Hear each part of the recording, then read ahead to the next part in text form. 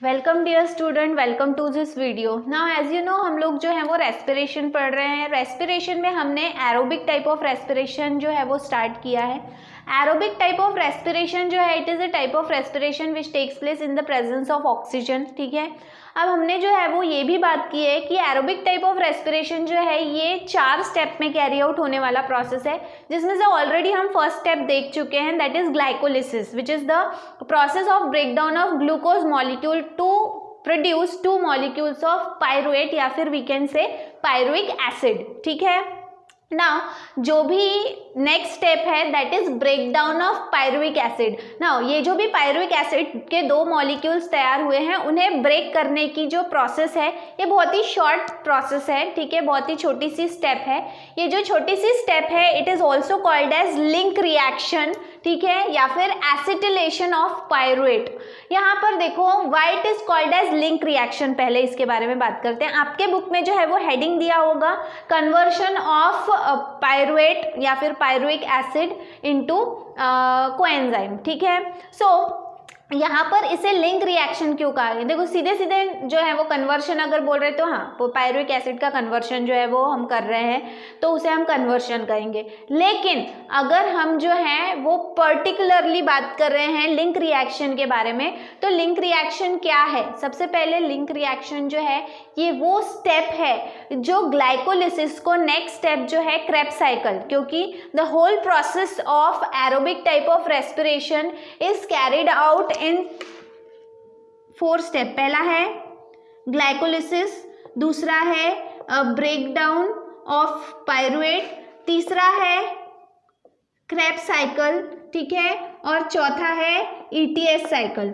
यहाँ पर हम ग्लाइकोलिसिस ऑलरेडी देख चुके हैं। अब ग्लाइकोलिसिस को क्रेब्स साइकिल से जोड़ने के लिए जो स्टेप है, ठीक है, जो फेज है उसे लिंक रिएक्शन कहा जाता है। इसीलिए it is the intermediate stage और intermediate reaction taking place between glycolysis and Krebs cycle, क्योंकि डायरेक्टली ग्लाइकोलिसिस के बाद में क्रेब्स साइकिल शुरू नहीं हो सकता, उसका एसिटिलेशन होना ज़रूरी है। उसमें एसिटाल्डिहाइड जो है वो और एसिटिलेशन जो है कोएंजाइम वहाँ पे ऐड होना ज़रूरी है। इस वजह से ये स्टेप जो है it is also called as acetylation of pyruvate, क्योंकि इसमें एसिटिल कोएंजाइम A जो है वो ऐड होता है। ठीक है, ये एक कंपाउंड है।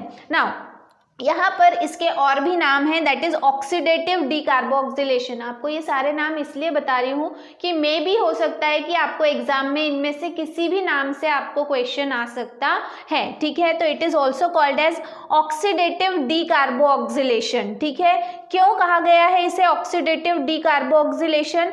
क्योंकि इस प्रोसेस के दौरान जो है जब कोएंजाइम A ऐड होता है तो कार्बन डाइऑक्साइड मॉलिक्यूल जो है वो बाहर निकलता है, इसीलिए इसे डीकार्बोक्सिलेशन कहा गया है। ठीक है, नाउ यहाँ पर जो है ये पूरी प्रोसेस जो है, इस पूरी प्रोसेस में देखो आप देख सकते हो कि एनर्जी मॉलिक्यूल भी प्रोड्यूस हो रहे हैं, जैसे कि 2 मॉलिक्यूल्स ऑफ पायरुवेट जो है इसमें 2 NAD जो है वो किस में कन्वर्ट हो रहा है? 2 NADH2, मतलब यहाँ पे 2 molecules of NADH2 which is a type of energy molecule जो है वो तैयार हो रहा है, प्लस कार्बन डाइऑक्साइड के 2 मॉलिक्यूल्स जो हैं वो रिलीज हो रहे हैं। एंड 2 मॉलिक्यूल्स हर बार 2 क्यों हैं? क्योंकि यहाँ पे कितने पायरुविक एसिड के मॉलिक्यूल्स ब्रेक डाउन हो रहे हैं? 2 मॉलिक्यूल्स ऑफ पायरुविक एसिड जो हैं वो ब्रेक डाउन हो रहे हैं। ठीक है,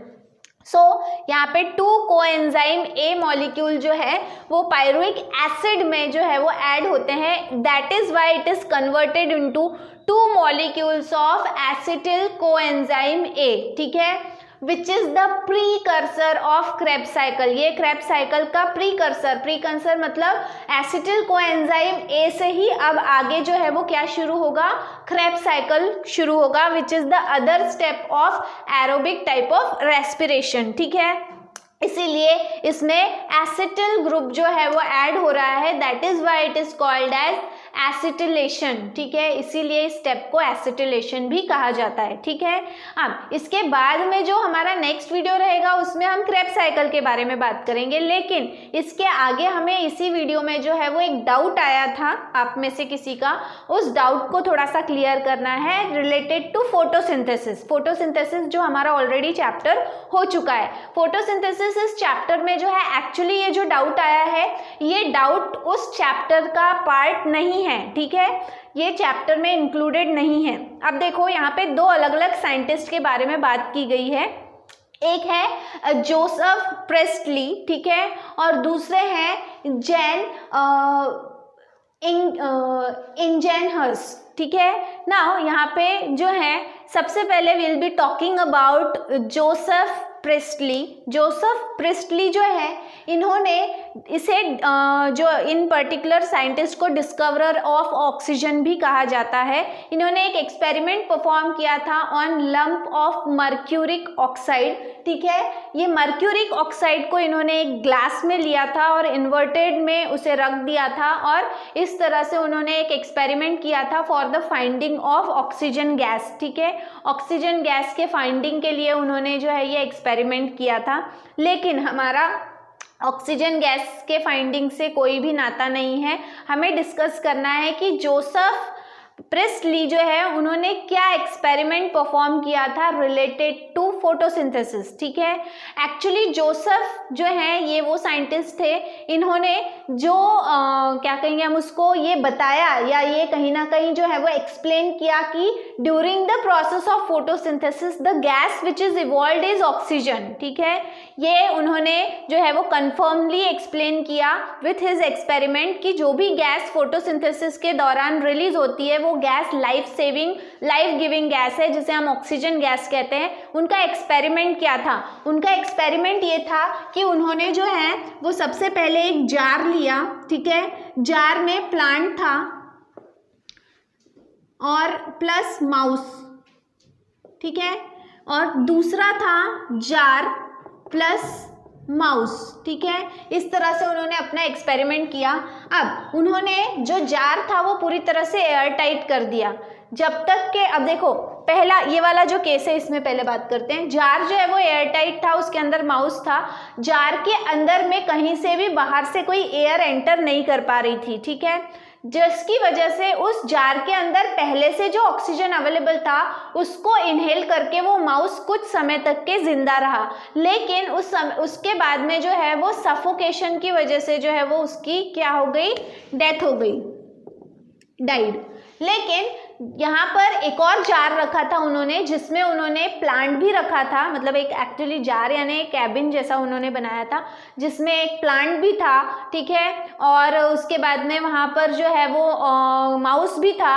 अब क्या हो रहा था कि जो भी एक्चुअली जो माउस था वो ज़्यादा लंबे समय तक जिंदा रहा। क्यों जिंदा रहा? क्योंकि प्लांट जो है वहाँ पे उस जार में जो है वो जो भी कार्बन डाइऑक्साइड अवेलेबल था या जो भी माउस एक्सहेल कर रहा था वो एक्सहेल वाली जो कार्बन डाइऑक्साइड है वो प्लांट यूज़ कर रहा था for the purpose of photosynthesis और रिलीज कर रहा था ऑक्सीजन, जो कौन इनहेल कर रहा था? माउस। और आपको एक चीज़ बहुत ही इंपॉर्टेंटली बता दूं कि rate of photosynthesis is higher than the rate of respiration, ठीक है। रेस्पिरेशन का जो रेट है, प्रोसेस कैरी आउट करने का जो रेट है वो थोड़ा सा स्लो है अगर हम उसका कंपैरिजन फोटोसिंथेसिस से करते हैं। मतलब फोटोसिंथेसिस बहुत फास्टर रेट में होता है, इसलिए नंबर ऑफ ऑक्सीजन जो रिलीज होते हैं they are greater than the number of carbon dioxide जो है वो जो आप रिलीज कर रहे हो, ठीक है। तो यहाँ पे रेट ऑफ फोटोसिंथेसिस जो है वो ज़्यादा है और यही कारण की वजह से उन्होंने ये नोटिस किया कि जो भी माउस प्लांट के साथ में था वो जिंदा रहा, ठीक है। अब इसका जो है वो जैन से क्या मतलब रिलेशन है, ठीक है। अब देखो यहाँ पर इनके इस एक्सपेरिमेंट ने कहीं ना कहीं जो है वो जैन को जो है वो क्या कहेंगे हम उसको एक इंटरेस्ट जगाया उनके अंदर कि उनको भी जो है वो प्लांट या फोटोसिंथेसिस से रिलेटेड कोई एक्सपेरिमेंट जो है वो परफॉर्म करना चाहिए, ठीक है, इन केस और in relation with the release of the gas during the process of photosynthesis, ठीक है।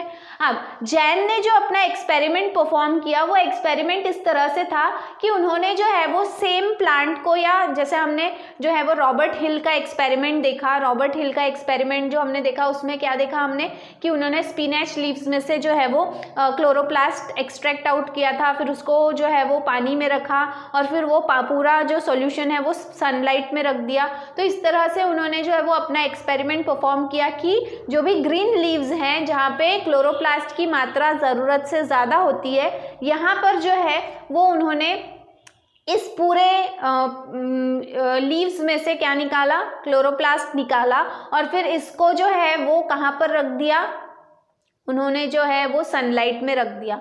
सनलाइट में रखने के बाद में जो है वो उन्होंने देखा कि वहाँ पर जो है वो बबल्स निकल रहे हैं, ठीक है, और जो बबल्स निकल रहे हैं वो उन्होंने ये भी कंफर्म किया कि वो जो बबल्स हैं वो किसके हैं, ऑक्सीजन के। लेकिन उन्होंने जब उस पूरे जो सेट है जिसे उन्होंने सनलाइट में रखा था उसे धीरे से जो है जब वो उन्होंने छांव में रखा या शेड में रखा तो उन्होंने देखा कि जो भी बबल्स निकल रहे हैं वो बबल्स निकलने का जो रेट है वो थोड़ा सा क्या हो गया, स्लो हो गया, या फिर कभी कभी अगर हम देखें ज़्यादा छाव है तो वो क्या हो गया, पूरी तरह से बंद हो गया।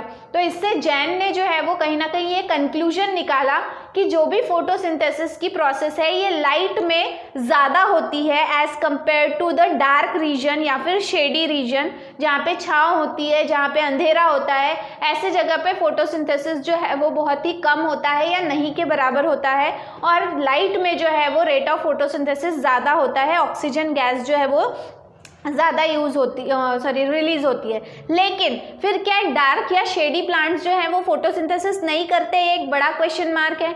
लेकिन इसका आंसर ये है कि जो भी शेडी प्लांट्स होते हैं या जो डार्क में थोड़े प्लांट्स जो ग्रो होते हैं, ठीक है, वो जो प्लांट्स हैं वो भी फोटोसिंथेसिस करते हैं, लेकिन यहाँ पर जो है उनका सेल्यूलर रेस्पिरेशन का रेट बढ़ जाता है, ठीक है। देखो दो अलग अलग चीज़ें हैं, एक है फोटोसिंथेसिस और एक है रेस्पिरेशन। प्लांट में फोटोसिंथेसिस होता है, रेस्पिरेशन भी होता है, ठीक है। रेस्पिरेशन सेल बेसिस पे होता है, सेल्यूलर लेवल पे, हर एक सेल जो है वो हमारी तरह ऑक्सीजन लेता है, कार्बन डाइऑक्साइड रिलीज करता है, लेकिन प्लांट फूड बनाने के लिए कार्बन डाइऑक्साइड लेते हैं और ऑक्सीजन रिलीज करते हैं, ठीक है।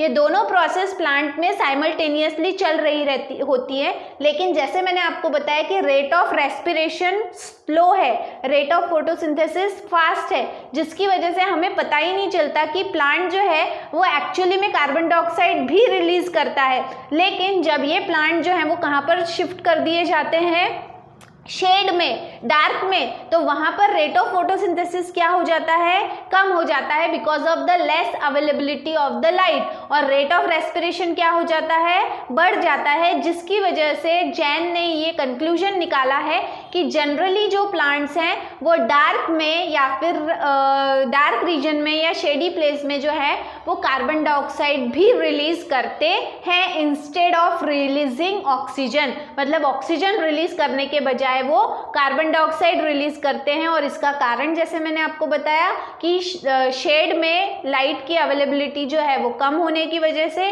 फोटोसिंथेसिस का रेट लेवल जो है वो कम हो जाता है, जिसे हम लॉ ऑफ लिमिटिंग फैक्टर में हमने फैक्टर्स पढ़े, या फिर factors affecting rate of photosynthesis, उसमें से एक फैक्टर लाइट भी था।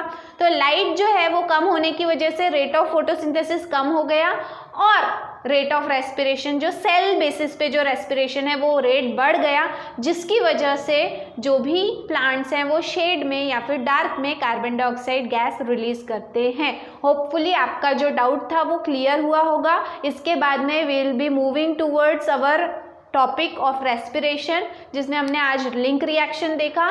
नेक्स्ट वीडियो में जो है वो हम देखने वाले हैं Krebs cycle. So till then thank you very much.